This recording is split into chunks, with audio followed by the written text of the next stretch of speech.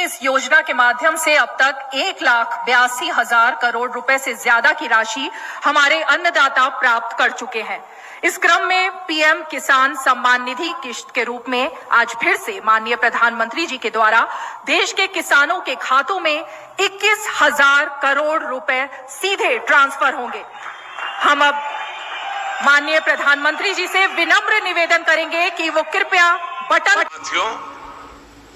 हम जो योजना लेकर आए उससे जुड़ना बहुत आसान है।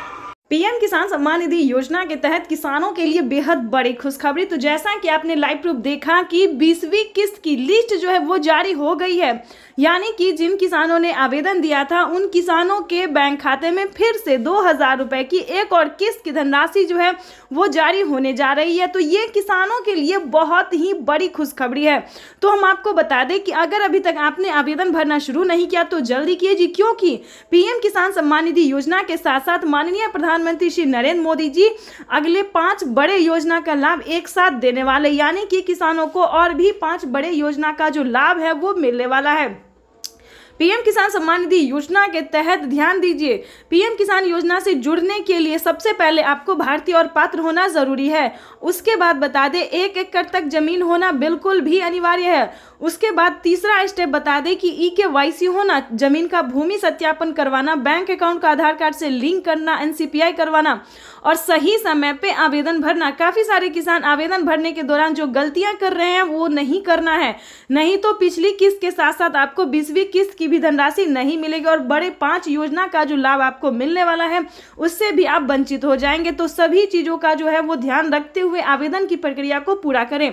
जैसे कि आपको बता दें कि पीएम किसान सम्मान निधि योजना के साथ साथ किसानों को CM किसान कल्याण योजना का भी लाभ मिलने वाला है, वो भी इसी महीने में। ध्यान दीजिए, पीएम किसान सम्मान निधि योजना के बाद जस्ट बाद किसानों को CM किसान कल्याण योजना का भी लाभ मिलेगा। और आपको बता दें कि माननीय प्रधानमंत्री श्री नरेंद्र मोदी जी किसानों को 20वीं किस्त के साथ साथ किसानों को और भी कई सारी योजना का लाभ देने वाले हैं। जैसे कि बता दें, खाद और बीज के लिए 5,000 रुपए की जो धनराशि है वो किसानों को खेती करने में मदद मिलने वाली है।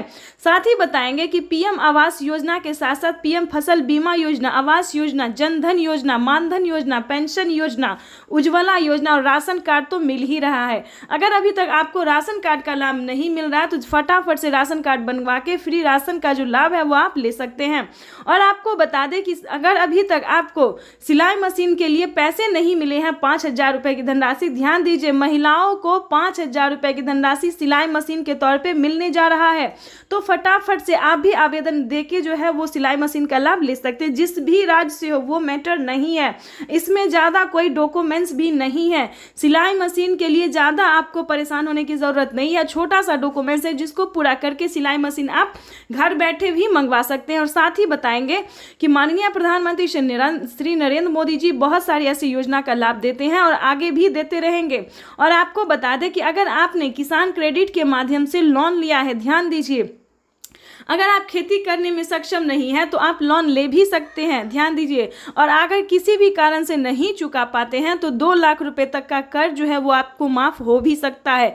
ये बड़ा तोहफा दिया है किसानों को मोदी सरकार ने। और आपको बताना चाहते हैं कि पहले इस योजना का लाभ यूपी के किसानों को मिलता था, लेकिन अब ऐसा नहीं है। देश के 28 राज्य में इस योजना का लाभ देना शुरू कर दिया गया है। तो ये किसानों के लिए बहुत ही फायदेमंद साबित होने वाला है। साथ ही आपको बताएंगे कि पीएम किसान का सम्मान निधि योजना का जो लाभ है, पीएम किसान का जो पैसा है वो आपको जनधन खाता में ट्रांसफर किया जाता है।